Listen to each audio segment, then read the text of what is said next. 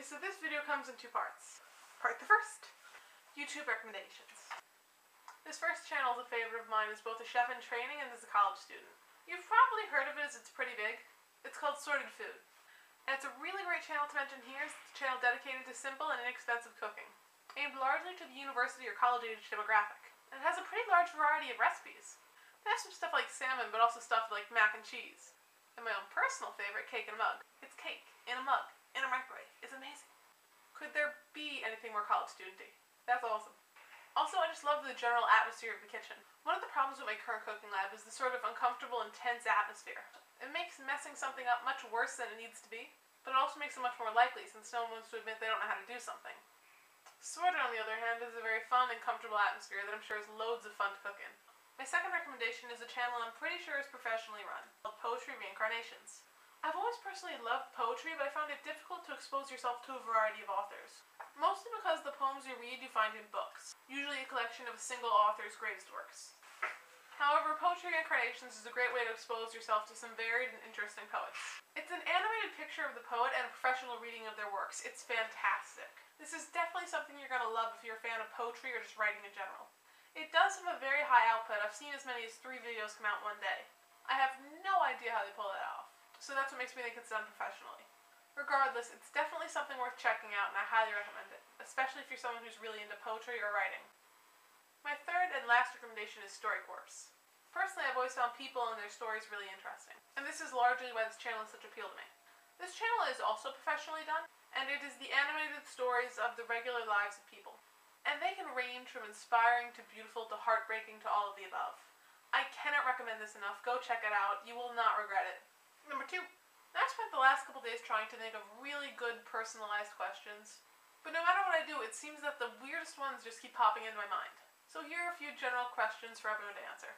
Question the first. What's your vigilante name? The name of the first street you lived on, and the name of your first pet. There are a few variations on what this particular game is called, but I've decided for the purposes of this channel, I'm going to go with the most PC one. Mine is Marshall Ketchup. I suspect some condiment-based superpowers. Question the second. This one's kind of random. I've been thinking about this one a while since I heard this Latin proverb. In vino veritae. Translating to wine will bring out the truth, or wine is truth. Well, I was thinking, what does becoming drunk really do? It lowers your inhibitions. You'd say things you think twice about sober, you'd do things you wouldn't otherwise. Basically, it tells your ego and superego to shut up. My question to you is, do you think that's our true self? Are our inhibitions hiding who we truly are? Thoughts? I know it's not exactly a what's your favorite color kind of question, but I found you learn a lot more about people asking what they think rather than what they think of themselves. I also found another Latin proverb I really liked. Infinitus est numerus stultrum. Infinite is the number of fools. I desperately want a college to adopt this as their motto. Question the third.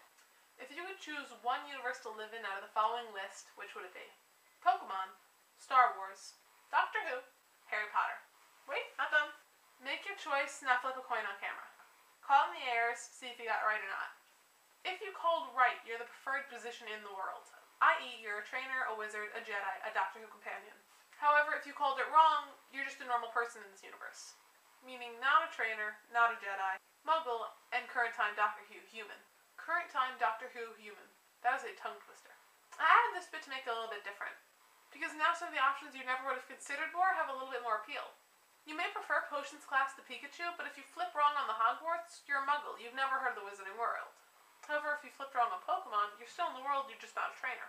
And you may prefer blue boxes to gray spheres, but if you flip wrong in Star Wars, you can still fly around in spaceships with your laser pistol. But if you flip wrong in Doctor Who, you just observe from the sidelines.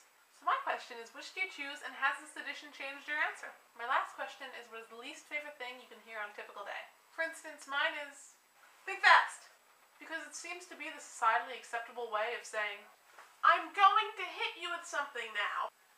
I'm Julia, and I hope this has given you a fresh perspective.